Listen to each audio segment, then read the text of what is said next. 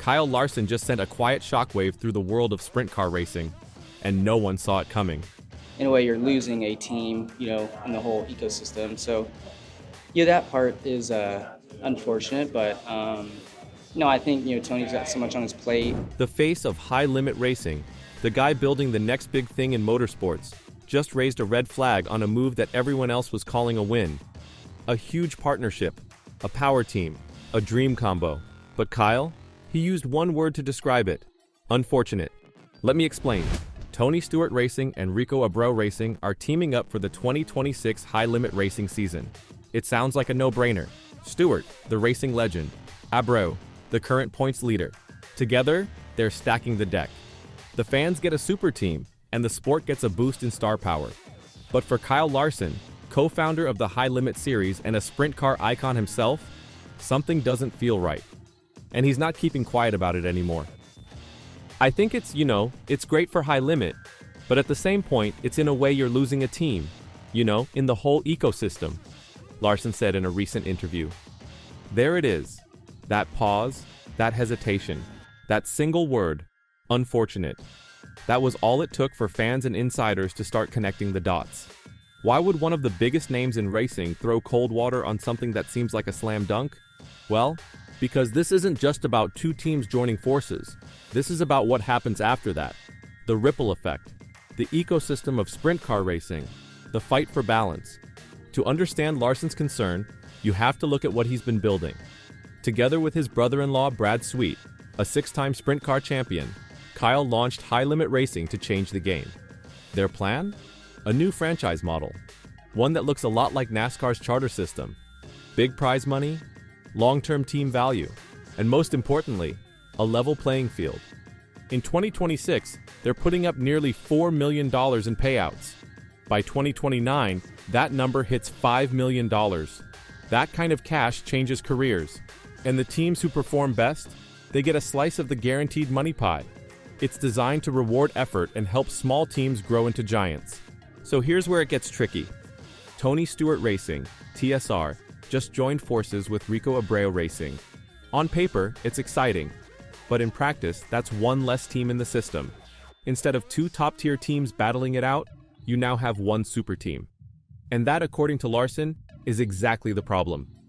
Tony Stewart didn't build a new team from scratch. He didn't bring in a new name to replace Donnie Schatz, the 8-time World of Outlaws champion he recently parted ways with. No. Instead, he teamed up with an already successful team, Rico Abreu's team, the one that's already leading the points. So what happens when you take two giants and mash them into one? Sure, you get firepower, you get speed, you get attention, but you also take away one of the challengers. And for a guy like Larson, who's fighting to build a series full of rivalries and competition, that feels like a step in the wrong direction. Tony's got so much on his plate now, just makes things a lot easier to team up with Rico, Larson added. They're great friends too, so it wasn't surprising when I heard of it. And there's the other layer, friendship. Stewart and Abreu have known each other since 2012. They've been close, talked about teaming up for years. So when this finally happened, it wasn't just business, it was personal, comfortable, easy. But easy doesn't always mean better. This move means Rico Abreu's High Limit franchise charter, the one tied to his performance, will now operate under the TSR banner. So not only does TSR get the Abreu name and the winning car, they also get all the crew members who've helped build that success. Crew Chief Ricky Warner, Car Chief Zach Middlebrooks, Tire Specialist Brady Forbrook, they're all moving over. That's not just a driver switch. That's an entire winning unit transferring to one of the biggest names in the game. Rico himself admitted, "I see it as tying myself to a top-tier establishment. I don't know if you find anything bigger or better than Tony Stewart Racing in our industry." Exactly. And that's the point. You don't find anything bigger. Which begs the question, what's left for the others? Larson isn't criticizing Stewart or Abreu. He respects them. He gets it. This deal makes sense for them. It's smoother. It's stronger. But what it takes away is something he cares about deeply. Independence, diversity, the idea that anyone can rise up and win. And that's what's at stake. Now let's go deeper, because Kyle Larson's concerns aren't just about today. They're about what happens next. See, Larson didn't start High Limit Racing just to race. He built it to change the game.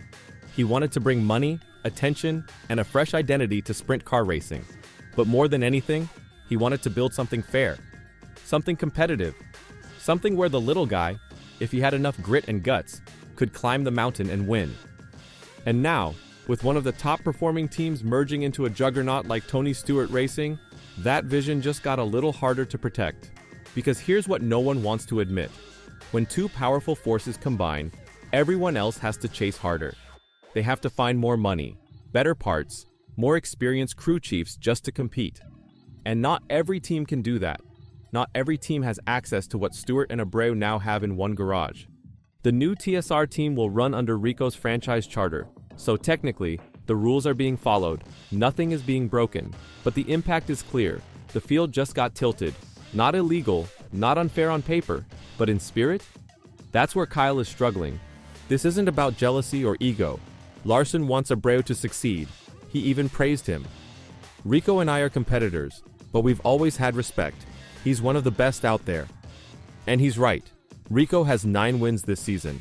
He's fast, he's focused, and he's already proven he doesn't need a super team to win. But now he's got more than just talent.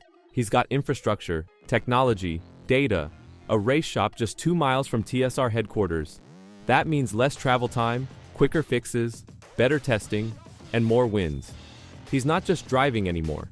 He's running day-to-day operations, bringing in his trusted crew, and locking in continuity that most teams dream about.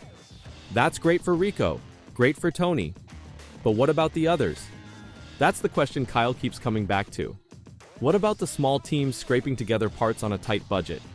What about the next Abreu, some unknown kid with a truck, a trailer, and a dream? If all the top-tier resources gather under one roof, how do the rest survive, or even get noticed? And then there's the fans. Because let's be honest, fans love rivalries. They love unpredictability.